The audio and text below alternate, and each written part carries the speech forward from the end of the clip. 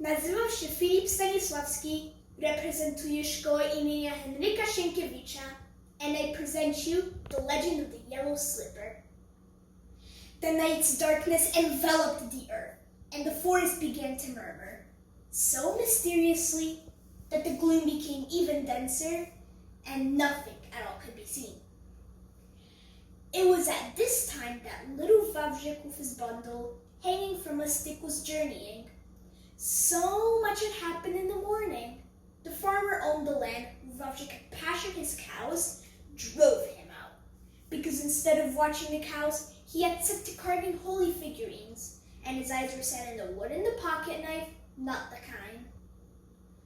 At dawn, when the birds first began to chirp, the boy opened his sleepy eyes. The forest track which Wawrzyk had not noticed in the night, in the blink of an eye transformed into a bustling street. "Where are you journeying to, boy?" asked someone in a cart. Wawrzyk simply waved his hands, which meant, "Wherever my legs take me." "Then change your goals and journey where the wheels go. You'll be fine with us." And thus Wawrzyk came among some actors who traveled the world endlessly. Occasionally, after a performance, one another sat next to Wawrzyk and watched as he magicked a miracle from a piece of wood. The knife blade gleams in the sunshine. Flash! Chop chop! Suddenly, a frog as if alive jumps from Wawrzyk's hands into the world. "I would like to talk to you," an older actor said to the boy. "I will never make an actor or a musician out of you, though you have been blessed with a different gift. If you wish, I know some people in Krakow who may lead you to a certain great sculptor. Would you like that?" "How could I not, sir?" whispered Wawrzyk. And so the next day, Wawrzyk started work at Stas's workshop. One day, a royal messenger stood at the workshop door and presented a request from King Casimir Jagiellonian to send one of the sculptor's most famous works to the royal court. And so Meister Stas selected one of his most beautiful pieces and sent Wawrzyk to the castle with the gift for the ruler.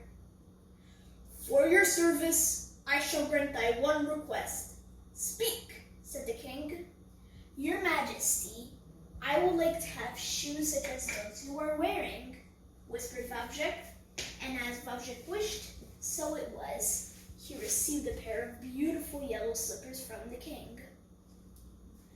All the sculptures on the altar in the Mariacki church, which had long been under construction, were now finished and waiting to be placed in the basilica.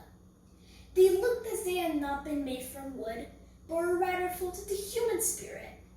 Once the church doors were opened to allow the teeming crowds wishing to see the work, from the hand of one of the figurines fell a crochet and struck the ground with a howl. Both the apprentice and the master fell into panic. How would they return the crochet to the hand of the sculptor? "Is Wawrzyk here?" Stas called. "Climb up, boy, and return the crochet to the saint." Wawrzyk did not need to be told twice. Hop, hop. Here he places his feet. There he supports himself with his hand. He removed the royal slippers and places them on the shoulder of a figurine. Wawrzyk continued his climb and he finally returned the crochet to the hand of the sculptor. As he was climbing down, the euphoria which filled his heart caused his bare foot to misplace one of the slippers from the altar. The slipper fell to the very bottom and there was no way to retrieve it. Fortunately, Wawrzyk's despair did not last long after the loss of the royal gift. Meister Stas purchased a new pair of elegant shoes as a reward for the bravery the boy displayed during his climb. The slipper was eventually found, almost 400 years later, when conservators were working on Meister's altar. And so I will tell you in secret that this tale may not all be true, although it very well could have happened. Certainly, for how the slipper came to be behind the altar, none with hand on heart will tell you. Only the walls of the church and the sculptures of the beautiful altar know the secret of the yellow slipper. What a pity no one understands their speech.